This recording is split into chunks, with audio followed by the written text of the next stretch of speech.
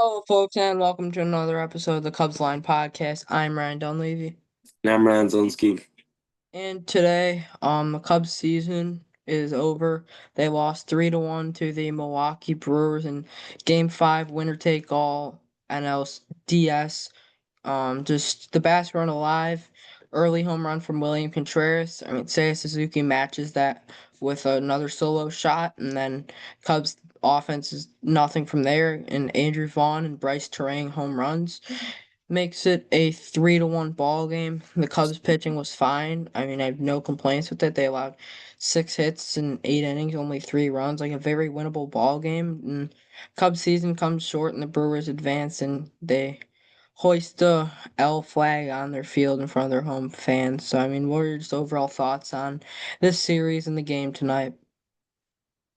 I mean, they just didn't show up. The season, it was fun. It was great. I don't think the season was a failure, but when it's game five, it's winner take all. You can't have four hits.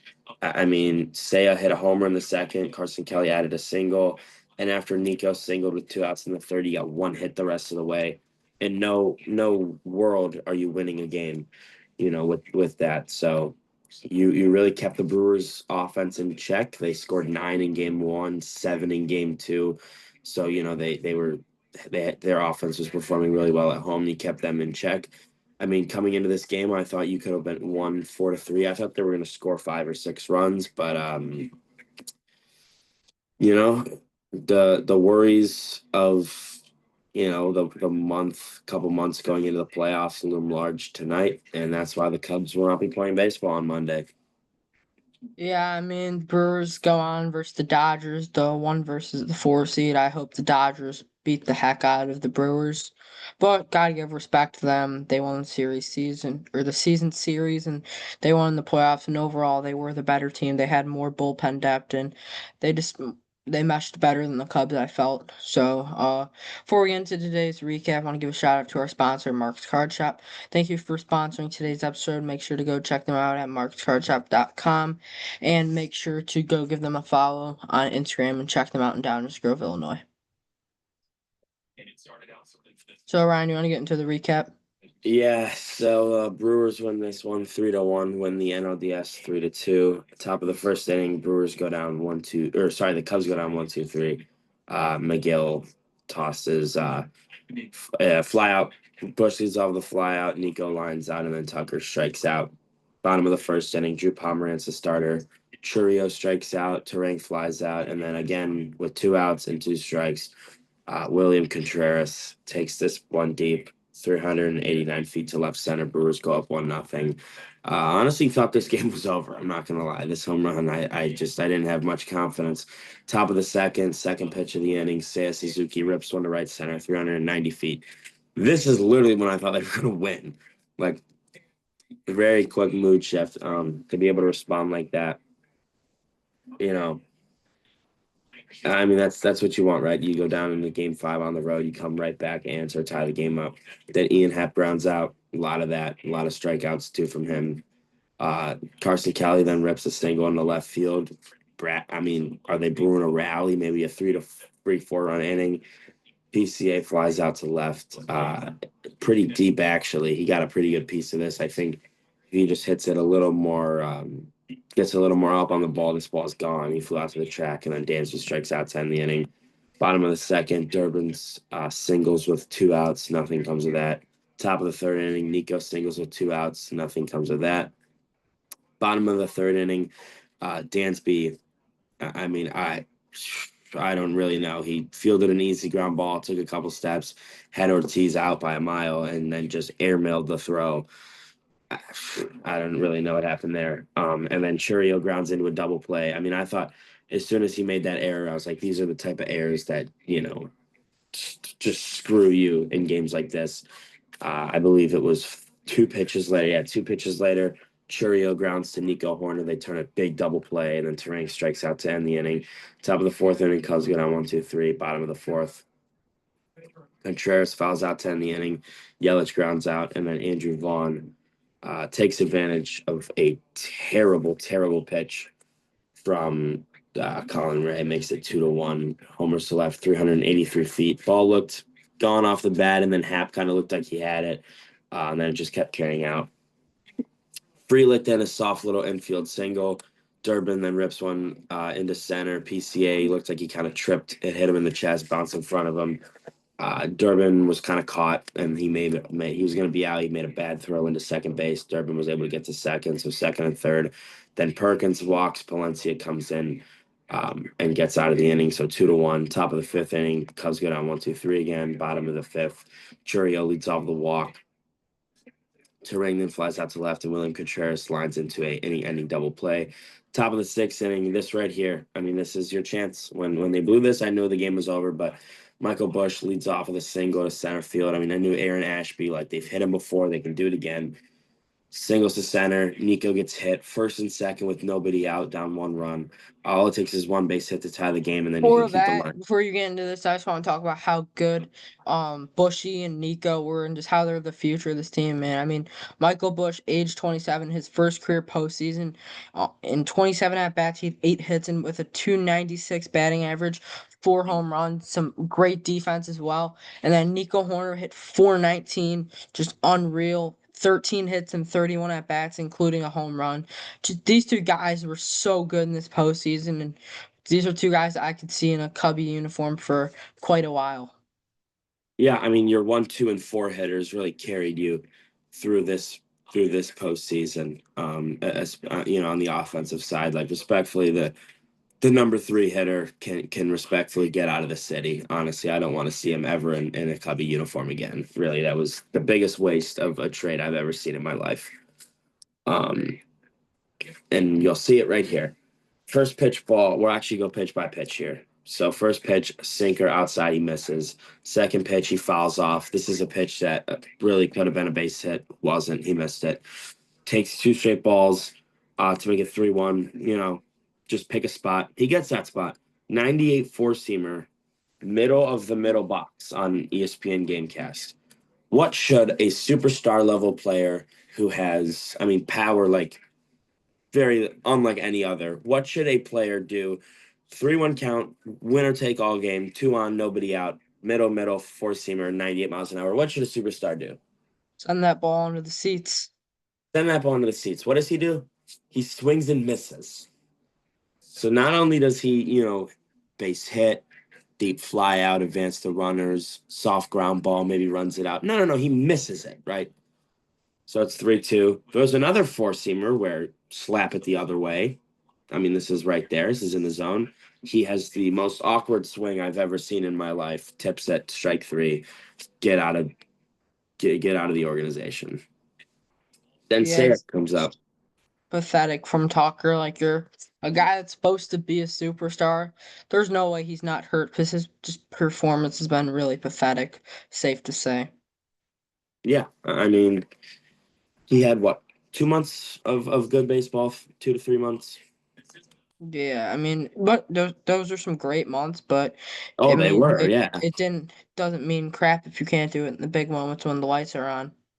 I would have rather had him hit 130 this year, and then come out in the playoffs and hit 500. Like that, it's just. Anyways, Saya comes up with 1 out, 2 on, 1 out. I mean, he gave this ball a ride. Like he honestly, 2-2 count, got a cutter low and away. He ripped it to left center. Just Churio able to run it down. I mean, if this was a little bit more to the right or he got a little bit more under it, this could be gone. This could be off the wall. Either way, they would have took the lead. But I mean, it just goes to Churio.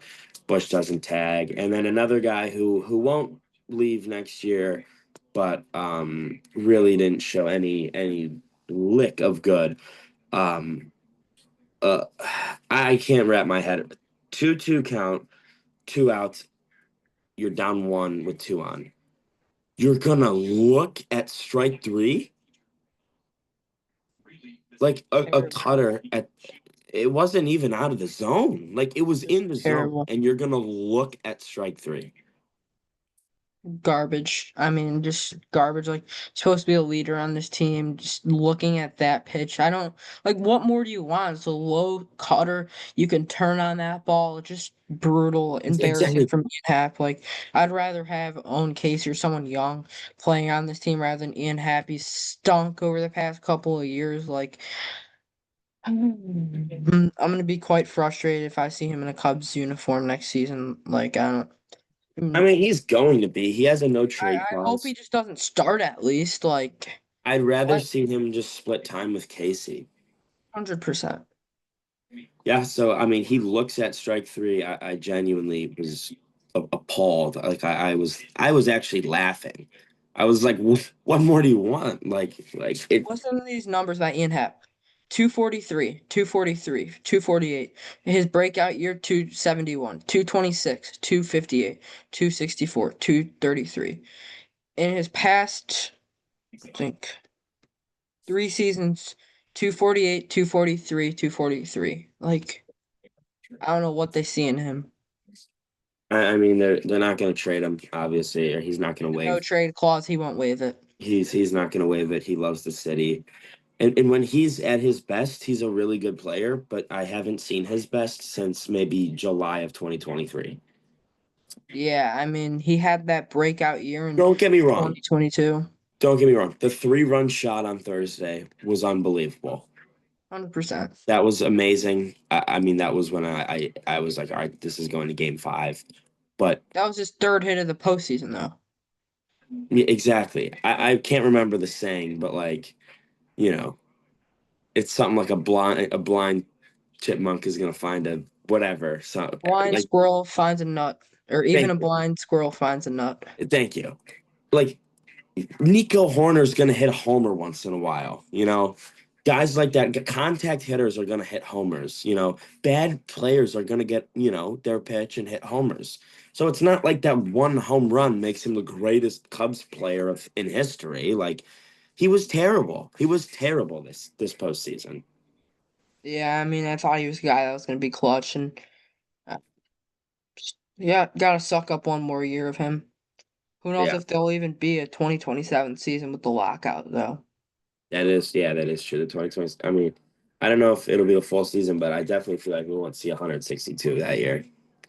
Probably not, because about the whole salary cap. Like, the owners are gonna want a salary cap, but the players are never gonna go for that. And then a guy like Cohen from the Mets is gonna want to be different, and then be like, no, big market teams should be able to spend like Yeah, no, 100% I agree. I mean, Cohen. don't be idiots. Come to a consensus.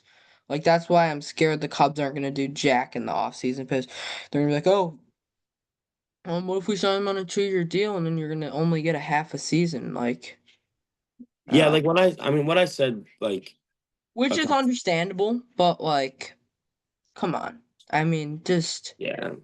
I mean, what I said a couple episodes ago, like, they're trying to moneyball their way to victory like the Brewers. when they don't have to. Like, No, you're the not Brewers, low in payroll. the Like, Brewers, not from a big town like Milwaukee, not a very big town. Like, they're like 28th in payroll. yeah, and they're still a good team for making trades. Like, I was listening to it's on somewhere, but like they utilize their guys. Like you have a couple great seasons of Hayter and Williams, go ship them off, get some new guys in.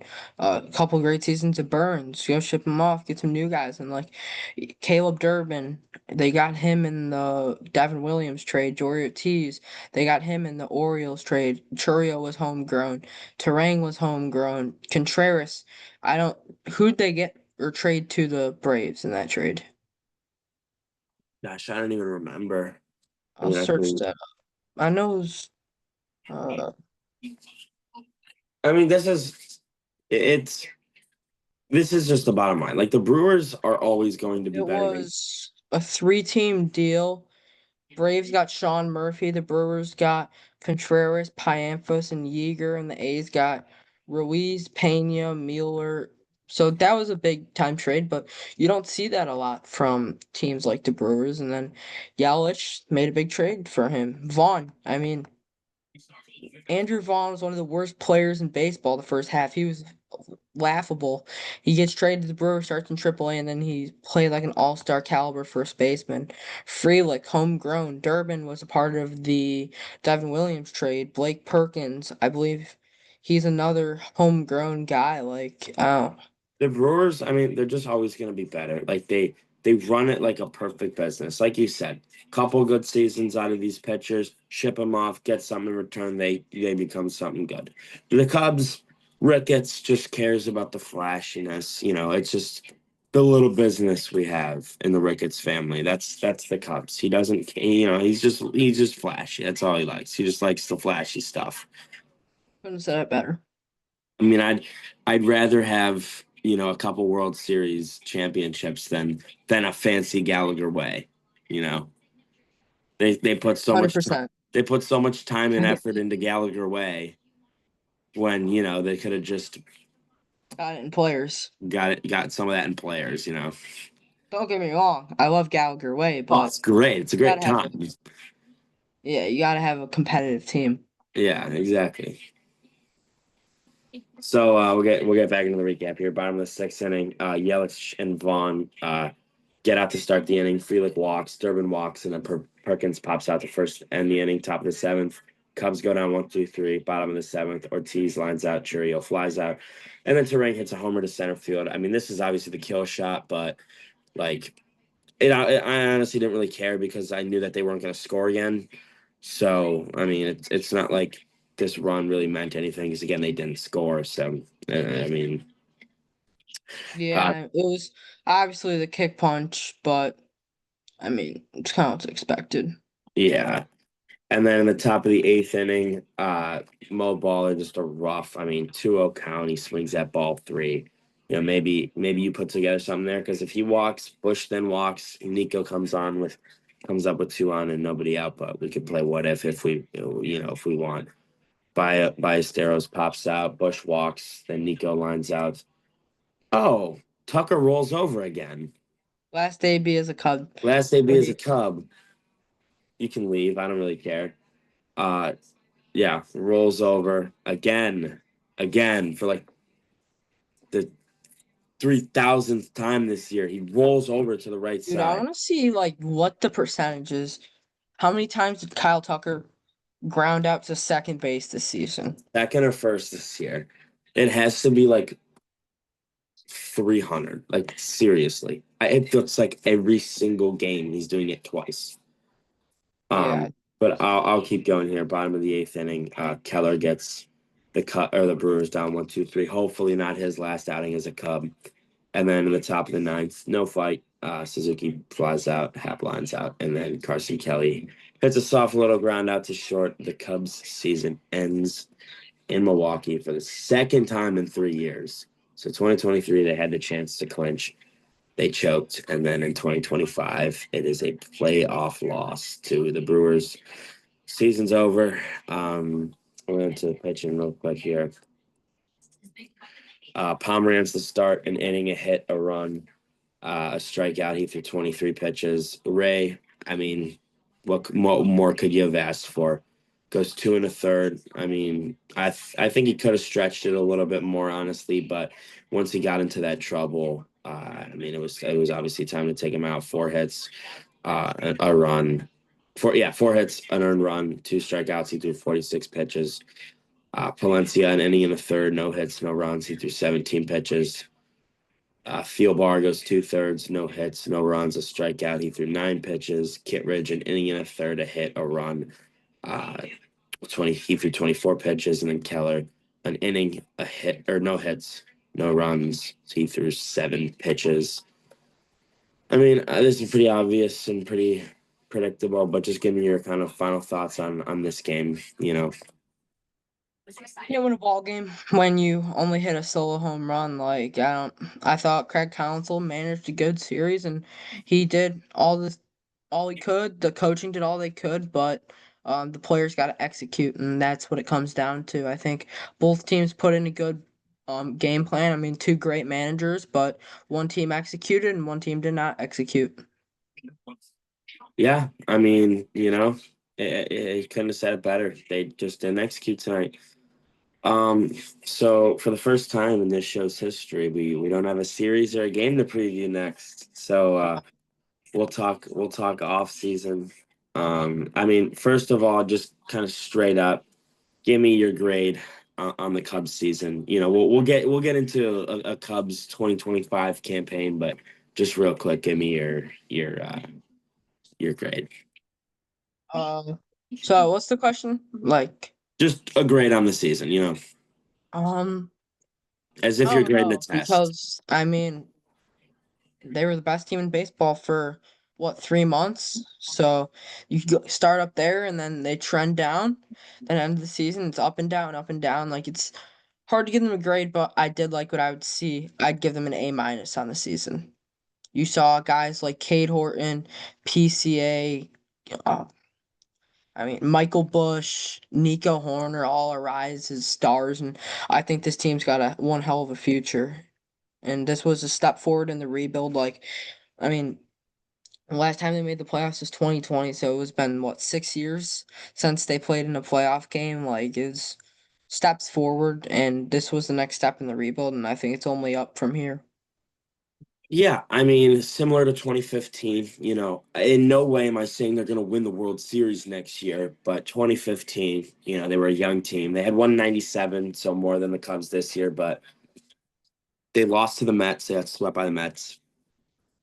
But that was just, young team just like it's not like this is the end, right? This isn't the last dance for, a group that has been together forever. This is a super young group that has this is their first playoff run. So, obviously not too many times, a young team like that wins a World Series in their first go at it.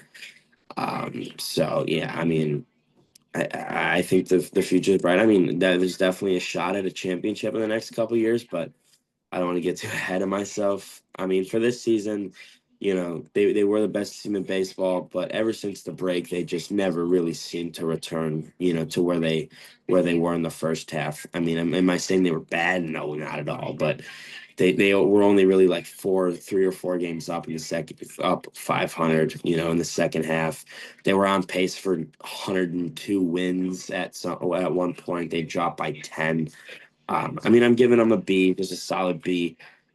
Again, this is not a missed playoff year. They made the playoffs. They won a playoff series. They took Milwaukee the distance without Justin Steele and Cade Horton. They didn't have Steele all season, and they won 92 games. So I think the future is only brighter from here. But I feel like there was more potential in this team, so I'm giving it a B.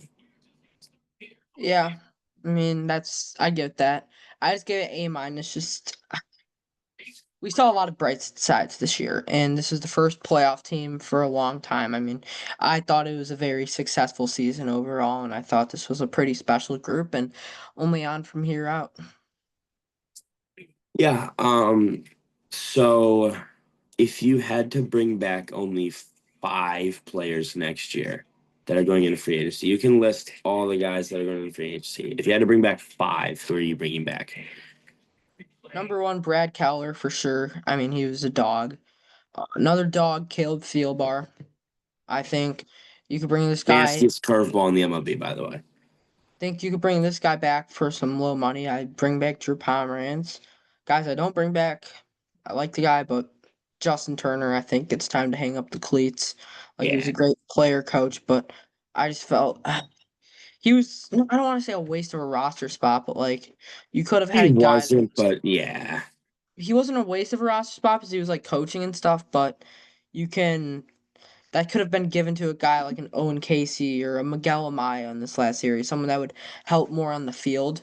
Um, but I think he'll make a good manager one of these days, and I wouldn't be surprised if this was his last MLB season and just kind of farewell. Reese McGuire, I thought he was great, but you got Miguel Amaya and you have Carson Kelly coming back, so I don't think it's worth carrying 3 catchers. So I think he had a great season, but I don't think they bring him back. Taylor Rogers, he blew. I mean, just not a good move. I don't bring him back. Willie Castro blows. And last but not least, King Suck. Might get flamed for this, but I bring Please. Kyle Tucker back on a prove it deal. I bring him back on a 1 year deal, kind of like the Cody Bellinger deal. I mean, prove your worth. I still think Tucker's a hell of a ball player, man. I mean, he wasn't healthy this past second half. Like, and you might think I'm crazy. He wasn't a Are you healthy out of your Kyle Tucker is a mind? stud. I'm bringing Kyle Tucker back. I think that when he is healthy, he's a very good player. So, my, I mean, if not Tucker, I'd bring back Kittredge. So, mine are Tyler, Thielbar, Kittredge, Pomerantz for sure. Maybe Kyle Tucker. I give him a 1 year prove it to me deal. Here's the thing. And but Kyle the thing with Tucker. Tucker is if he's not good, you ship him off at the deadline. You restack on prospects. Like at least you're getting something from that trade. Kyle Tucker is not signing a 1 year deal. That's the thing. I would do it, That's fair. but That's fair.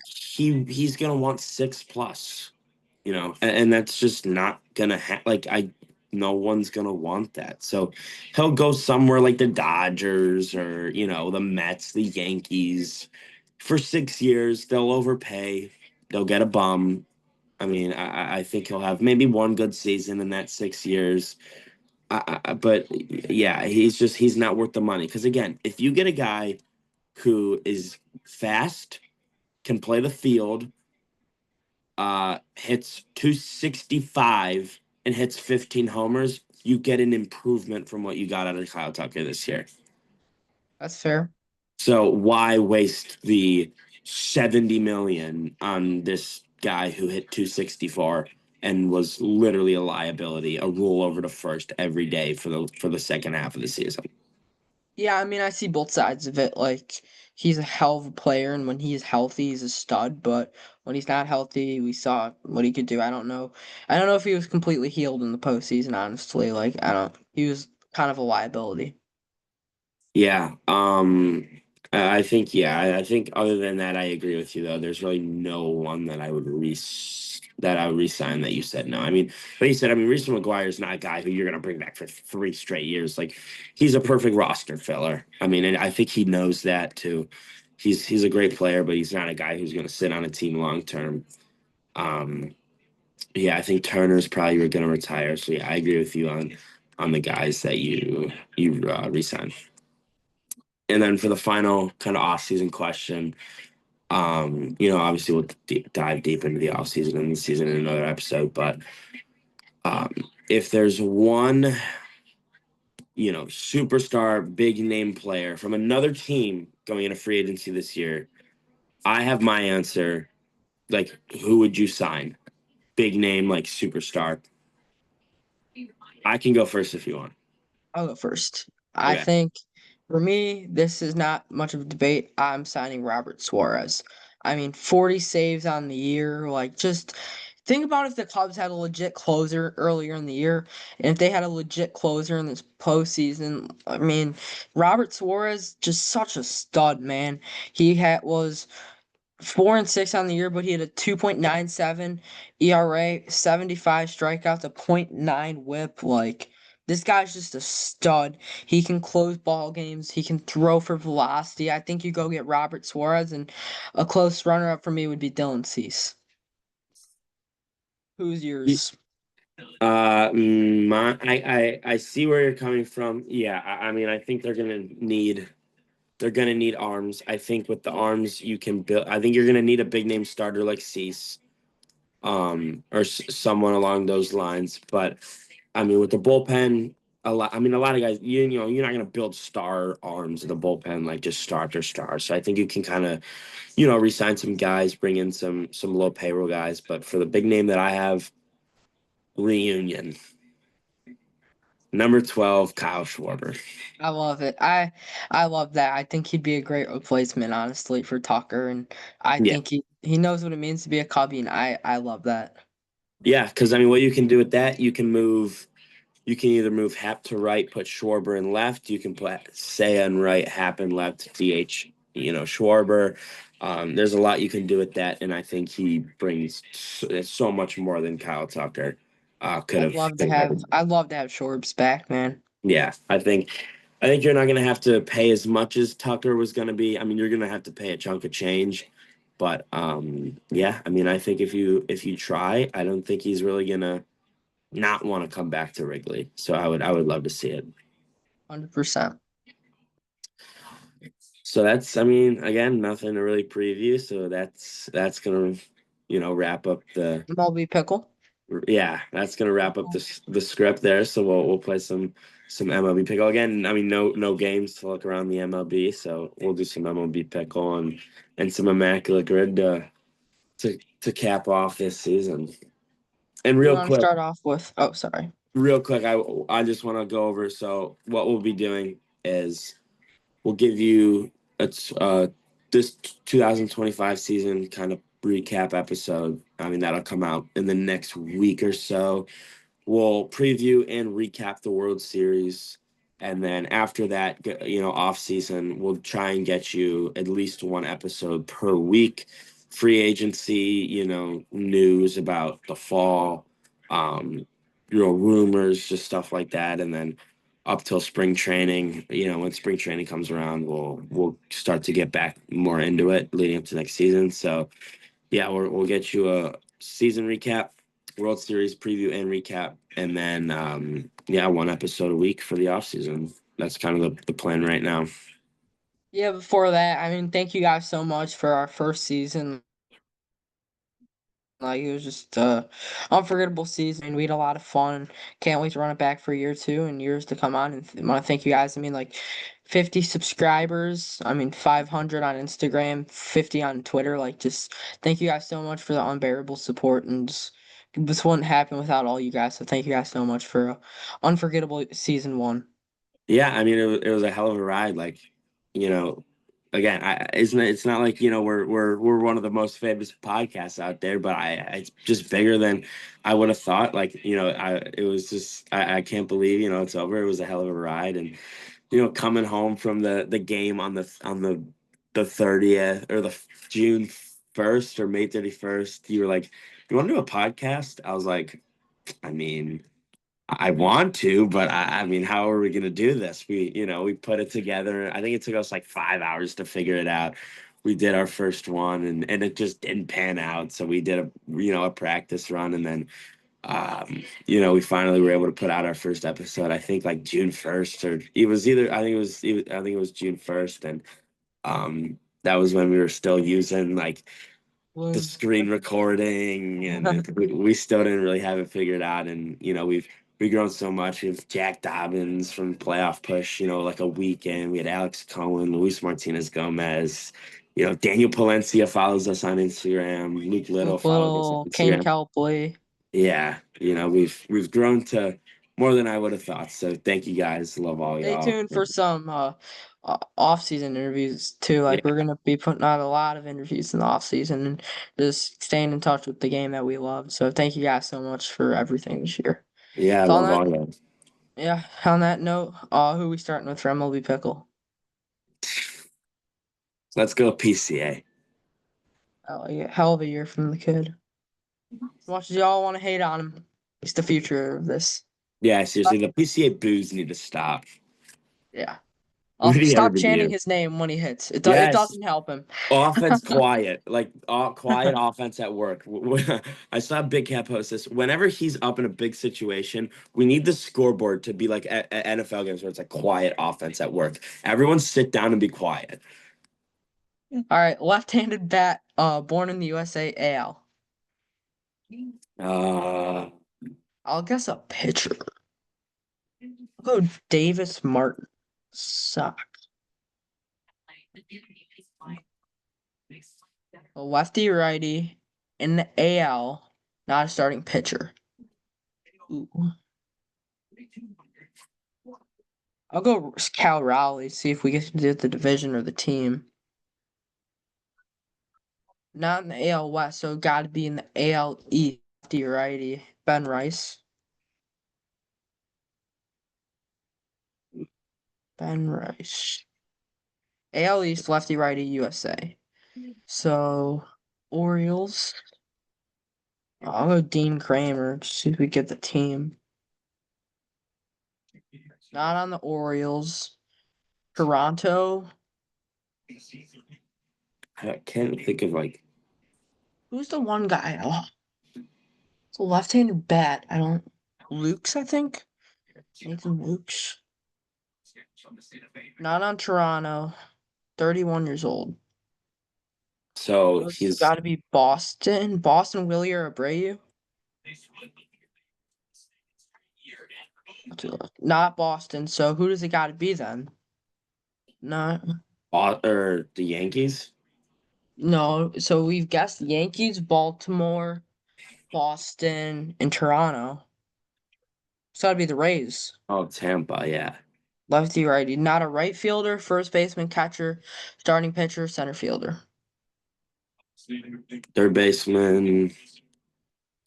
Junior Caminero, but he's a righty righty. I doubt they have a middle infielder who hits left-handed. Yeah, Yandy Diaz is a righty, I know. I don't think it's a pitch. Aranda, but he plays first, right? yeah.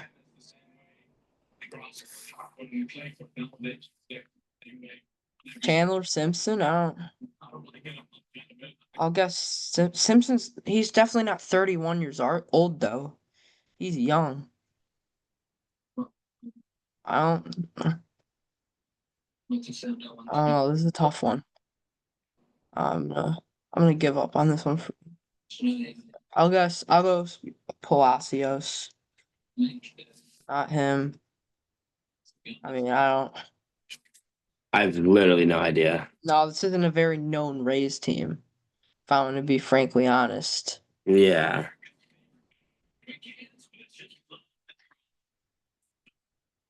Uh, I'll see who it is. Your immaculate grid player of the day is Brandon Lau. Yeah, that was actually kind of easy. That's Nothing. He was on the injury list, so kind of hard. All right, all-star with a 300 plus career average. I always go Barry Bonds. He's just like the first person that pops up. Don't do that. Don't do Barry Bonds. Just don't do Barry Bonds. I had a change Judge, in thought. I had a change in thought. Judge, Aaron Judge. Yeah. No, Rookie of the Year All Star Chris Bryant. Dominican Cuban. Republic. Oh Javi, wait, no, that's not Cuba. Is that Javi, the yeah? DR, I think. Wait, don't hold on. Yeah, it's Javi. Okay, Played shortstop, yeah. 300 plus. Jeter. Jeter. So, rookie of the year, shortstop.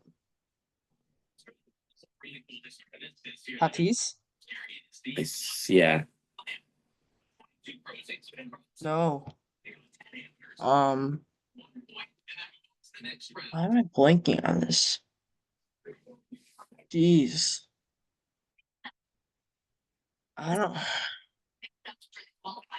Dominican Republic shortstop. Yeah, let's just try and get those down. Ellie De La Cruz, dude, for him. For shortstop, Ellie, and then outfield go. Probably didn't. I don't know, dude. I'm gonna look at the common answers for this one. Don't keep you guys here all night. Tony Gwynn, 300 All Star. Fred Lynn, All Star Rookie of the Year. Yadier Molina, DR All Star. We got the Jeter one. Jeter shortstop Rookie of the Year. Lindor shortstop from the DR. Tony Gwynn outfield 300 plus career average. Aaron Judge outfield Rookie of the Year. Roberto Clemente outfield in DR. Thank you guys so much for tuning in today's episode. I know not the best of things to talk about, but thank you guys. I mean, expect a lot of content from us in the off season. Episode coming soon in this week with overall grades from the season, just kind of off season expectations. Signing off, Ryan Dunleavy. Ryan Slumsky. See you guys in the next episode. Thank y'all for the support. Go Cubbies.